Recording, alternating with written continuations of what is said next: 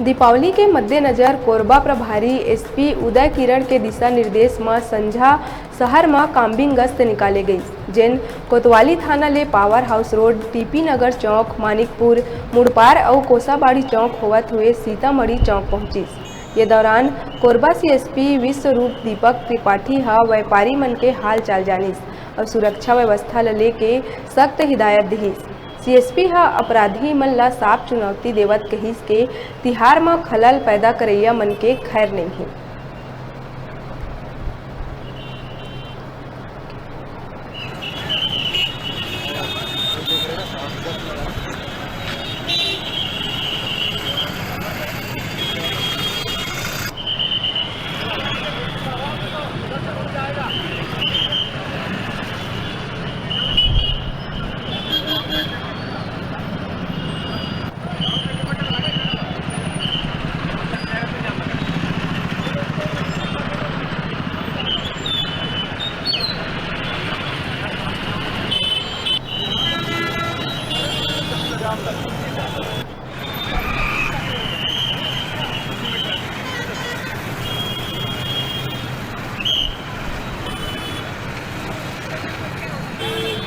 त्योहारों के मद्देनजर और शाम के समय शहर में भीड़ भाड़ रहता है, उसको देखते हुए हम लोग विजुअल फिक्सिंग के तहत आज रोड पे आए हुए हैं और ये व्यवस्थित करा रहे हैं शहर में गाड़ियाँ पार्किंग अपनी जगह पे करें और जो 3 सवारी हैं उसको टोका टाकी कर रहे हैं।